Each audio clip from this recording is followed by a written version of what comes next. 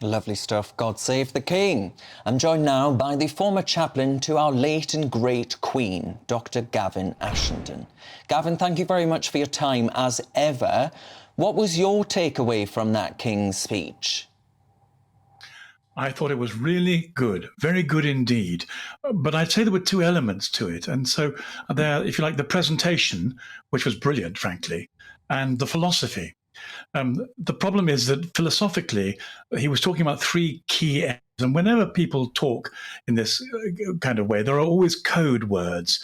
And the code words caused me alarm. I don't think everyone will pick them up, but nonetheless, they define the way he thinks.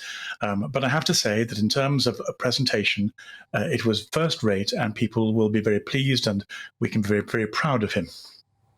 Yeah, Gavin, what would you say, of course you worked with as I say there, the late and great Queen, what would you say the differences are stylistically? The King, dare I say, seemed to be more, well, he was playing into the acting role and the theatre of it. You know, he gave a few nods, looks away from camera and then another look into camera. It was more playful, dare I say.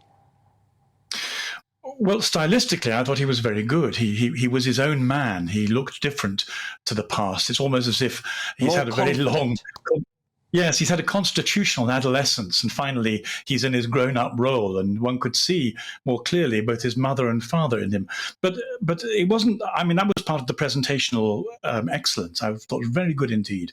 The problem is, in terms of the future of the monarchy, that it was the philosophy that underlay it that caused me alarm. And I thought, this is such a shame. I wished he held different views. There's a sense that there's a wokeness to the king, and I don't know if you want me to pursue this, but there were three areas I thought where it caused me alarm.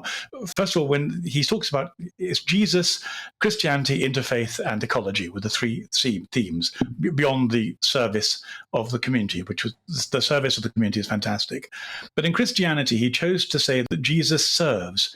Actually, Jesus saves. And the difference is huge, because the first is a sort of liberal understanding, a universalist understanding of Christianity. But actually, the incarnation at Christmas is about the Savior who comes. And to choose the word serve instead of save sends a signal that he's not close enough to the orthodox line of being a Christian for comfort. And then when it came to the world religions, we're in the most dreadful place where the three world religions are at each other's throats. But the reason they're at each other's throats is because Islam is persecuting Christians worldwide and calling for a genocide of Jews. Now, the media won't let us talk about this, but one of the ways of covering this up is to talk about the three Abrahamic faiths. Actually, that's a really inadequate way of talking about them, and it doesn't allow us to deal with the problem, the elephant we have in the room. So I understood why he wanted to cover it up, but nonetheless, he holds the view that the three faiths are more congruent than they actually are. And the last thing of all, of course, was ecology. And once again, he used a wonderful phrase. He talked about the world being an expression of the divine. Well, it is, that's true. But the problem we have with ecology is it's becoming a new religion. And once again, Prince Charles's background is that he's more in favor of this religion than we think he should be. And the reason that matters is because the whole net zero thing is a form of fundamentalist religion.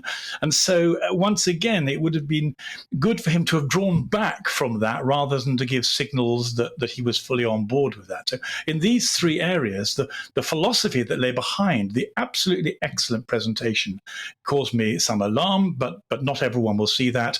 But there are these two elements, what it looks like, which is brilliant. Yes, Gavin, some might say, but look, we saw in the last few years of Her Majesty the Queen's life, she attended the COP26 summit, which was hosted by London, where she gave an environmental message and a speech there.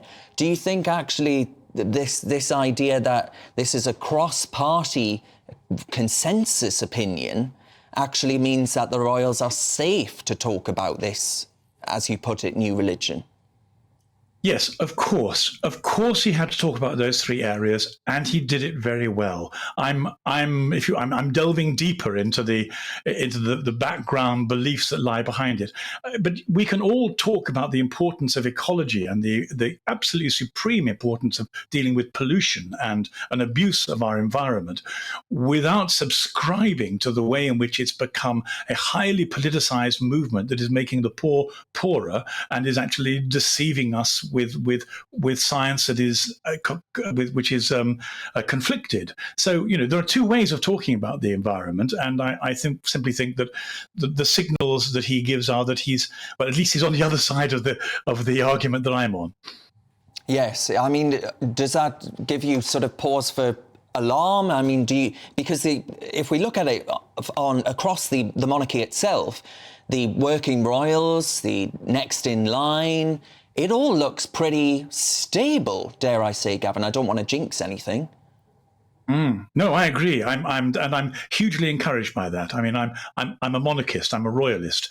I think for one of the reasons that one of your earlier contributors said, it's who they keep out of power that is partly what they bring to the situation. So, long live the king, God save the king, and may they continue to do this for a long time. Yes, it looks stable. Thank God. That's very good. However, one of the ways in which the king might give his weight is towards, if you like, a more traditional, a more conservative, a more British view of these things. And therefore, I'd like him to be more of a confessing Christian, a real defender of the faith, not interfaith.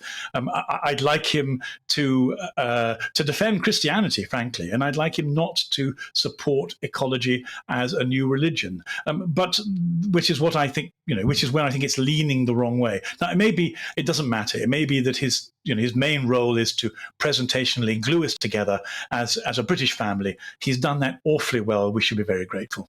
All right, we'll leave it there. Very Merry Christmas to you, Gavin, and lovely to see you as ever.